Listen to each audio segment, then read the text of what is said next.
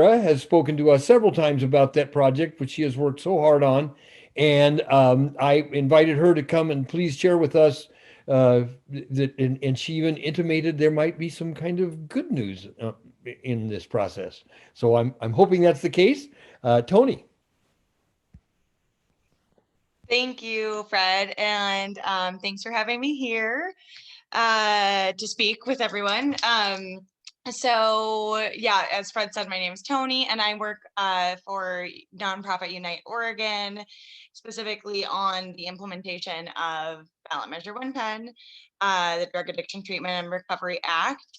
As most of you know, because I presented a couple months ago, we had a big kind of lobby week during the month of March, and we had an amazing turnout. It was about 165 individual supporters across the state that came together to advocate for funding and the implementation of Measure 110. We met with about 35 legislators and had 100 people submit testimony to the committee hearing on this bill, which is now Senate Bill 755. Including some of our wonderful members of the Tillamook County Democrats that participated. So I just want to say a special thank you to everybody who did that. And because of our incredible advocacy, the legislature has recently allocated $20 million to the Oregon Health Authority for treatment and recovery services for the rest of this current biennium. And this is extremely monumental. This is the first time in history that the legislature has really acknowledged addiction as a statewide crisis and a public health issue that is worthy of attention and care and funding.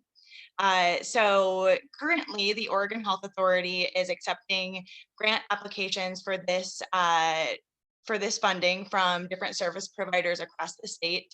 The deadline is May 3rd at 5 p.m. And they're specifically prioritizing small service providers, rural service providers, and culturally specific providers. That includes, services that primarily focus on communities of color, tribal communities, immigrant communities, LGBTQ plus communities. And I truly believe that our rural coastal communities could benefit greatly from this first round of funding. So, if any of you want to pass this information along, I know we all know a lot of folks in this county. This is an amazing opportunity. It would be really great to have healthcare providers apply. Unite Oregon and our partner Health Justice Recovery Alliance are currently working with different individuals and organizations to help them with the grant writing process and to answer any questions over the next 2 weeks. So please feel free to forward folks my information, which I'll put in the chat, and also the grant application as well, which I will put in the chat.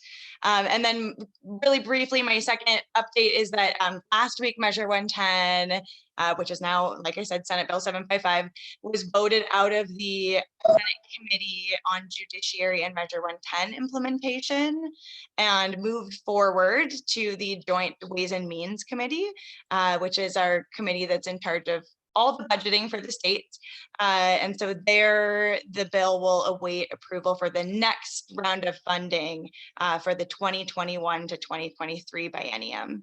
And so in the next month or so, strong advocacy across the state will be essential. Again, as this funding is finalized for the next biennium. So we'll mostly be focusing on our efforts on, targeting legislators that are on that Ways and Means Committee, which include all of our local legislators, Senator Betsy Johnson, who is a co-chair, Representative David Gomberg, who is the co-vice chair, and Senator Dick Anderson, who is a member. And we know that, those legislators are most influenced by the voices of the people in their own districts. So again, we'll be asking for, a big push for community engagement.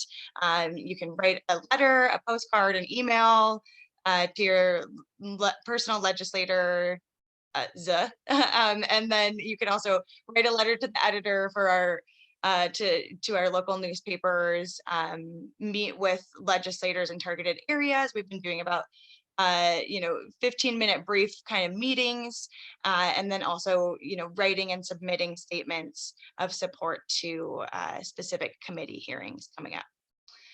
And hopefully we will get a decent amount of funding allocation, and this will go to the full floor for a vote in June.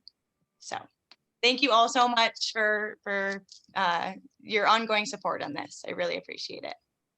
Toni, thank you so much. That just seems so much more hopeful and positive than where it was going the last couple of months you spoke to us, and I can see by the smile on your face that it's this is really thank you for that. I saw Andrew.